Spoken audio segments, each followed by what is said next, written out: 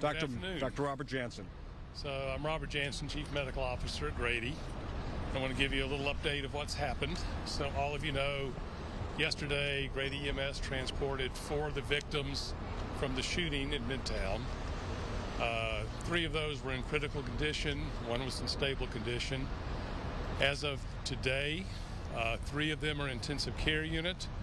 1 of them is in stable condition in one of our medical units.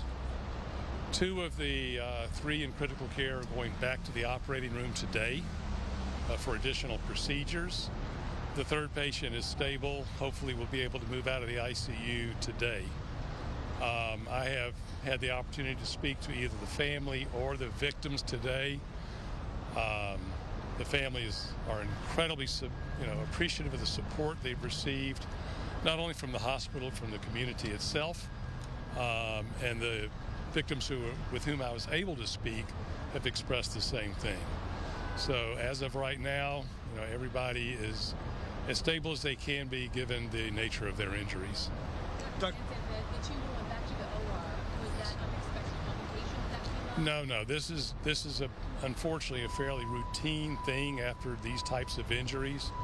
You can't do everything during the first operation, so going back is a scheduled event. So, Dr. Jansen, just to clarify, the 3 in intensive care are still listed in critical condition, is that correct? I haven't looked at what they're listed. The 2 of them are definitely still critical. 1 is stable and should be able to move out of the ICU today. How would you describe any of the wounds? Pardon? How would you describe the wounds, Dr. Jansen? Well, I'm a little reluctant to get into the nature of the wounds because of the, privacy of the families and the patients. When they give us permission to talk specifically about that, we'll do so.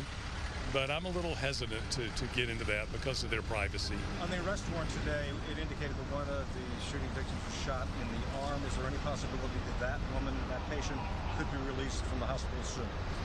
She's still in the ICU. Yes.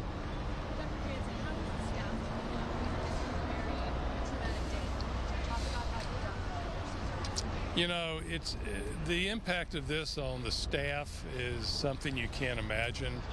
Unfortunately, this day and age, seeing shooting victims is almost a daily occurrence here. And we have multiple shooting victims come in every day.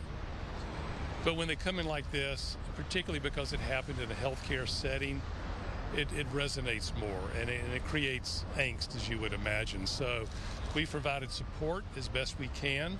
We've spoken with the staff, and we have support staff to help them through this. Dr. Jansen, can you give clarification? Do you know if these women who were shot, how many, or if any, were actual employees at Northside Midtown, and how many were patients in the waiting area? I don't know. I didn't ask them nor their families if they were employees versus patients. I know there were probably some employees and some patients, but I don't know the mix.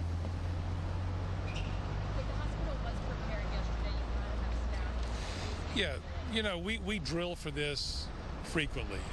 And, sad commentary, the number of injuries that we received yesterday at one time is not an unusual event.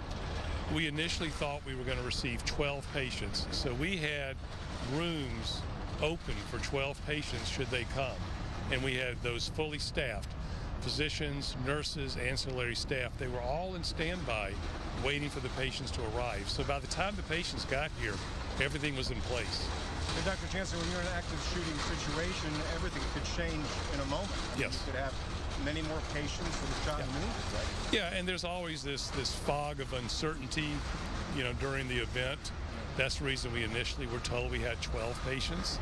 Fortunately, it was only 4, and we're only grateful for that. For the patients that you have been able to speak with, were the other ones not awake that you weren't able to speak with them? They're in critical condition and can't speak. So as the manhunt continued, was the hospital on standby for any other further victims into the evening? Yes, we're always on standby, unfortunately, yes. The resources that are available for the hospital staff? So I could... The resources available for the hospital staff here after the situation? Yes. We have psychologists that meet with our staff. We have chaplains obviously our social work staff. So we have a number of people who are able to meet with our staff. Okay.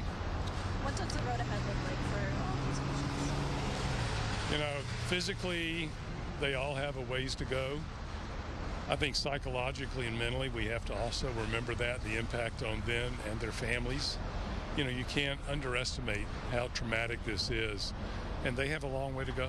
Dr. Jansen, how many of the patients are alert, conscious, can talk to you out of the 4 shooting victims? I've spoken to 2. To 2 of them? Yes.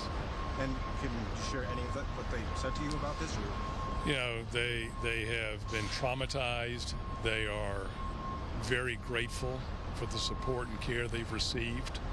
They realize that this is a horrific event, and the fact that they were in a healthcare facility just makes it worse. But they were incredibly grateful. Do you anticipate any further updates today? I defer to my. Thank you, guys. All right, thank you. That's it Thank for you very now. much, Thank Dr. you. We'll keep you Thank you. updated.